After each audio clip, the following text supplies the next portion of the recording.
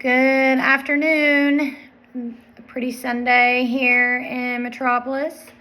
I'm getting ready to tell you about my running record that I found. But first, to answer the questions, what do you hope to accomplish with a running record? Just as any teacher would, and the purpose of the running record is to be able to differentiate reading in my class and the group reading level needs. Developing the running record will allow teachers or me in the classroom to understand my students better and where they are in their reading skills.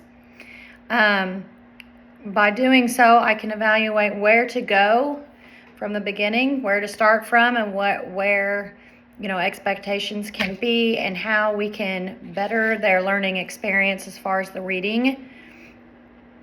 Teachers are constantly learning, so I think that each individual, it's going to be different. So every single time you assess where they are, it's going to have a starting point from there and moving forward. So you're constantly learning, trying to accomplish pertinent knowledge about the level of the student, because it's essential for them, and giving them a richer and more valuable learning experience through reading. And of course, reading is essential to all other curriculum. I plan to implement the running record in the classroom. I think I answered those backwards. But my plan, I love the centers idea. I work with a teacher who does centers. The station rotations and the centers. The only thing she does not implement is the teacher rotation, not always, occasionally. I think that would be a great time when you have everyone engaged in their own center, and that way you can work in a small group and allow them to come over, and you could do the running record then. But typically they would sit in a small group, even if it would be possible to do one-on-one or two-in-one. But you would sit next to the student and have them read a passage aloud.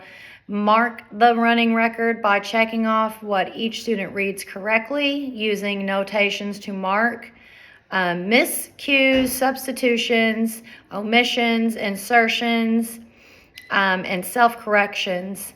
And I have done this in the classroom that I worked in this past year. We used IXL. I don't have access to that. It was through her credentials that I was able to go in, and I would have a student come next to me, and using her iPad and of course a print off of the passage, they would read it and I could highlight what it is they missed.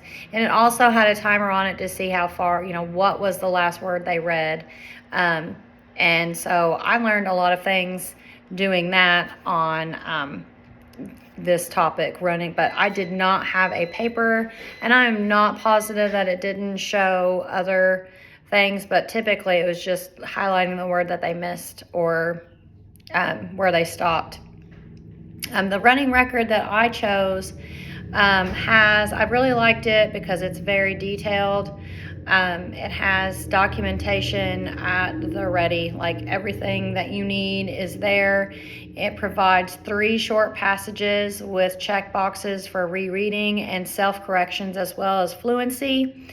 And it makes sense when the reader reads it. Does it make sense? It even has a spot for that. I thought was good, and whether they are reading the right sounds.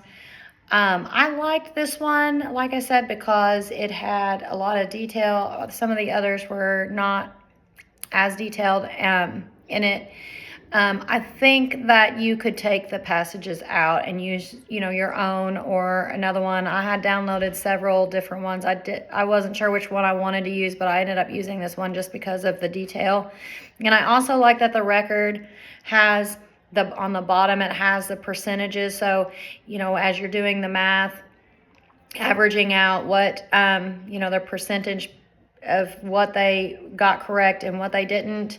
It has an easy guide on the bottom that shows you exactly where they fall on, how many misuses or mistakes that they made on there. I did find this one online, and it was at readingandwritingproject.com. And I will leave the link that I found that at too. So thank you. Have a great Sunday.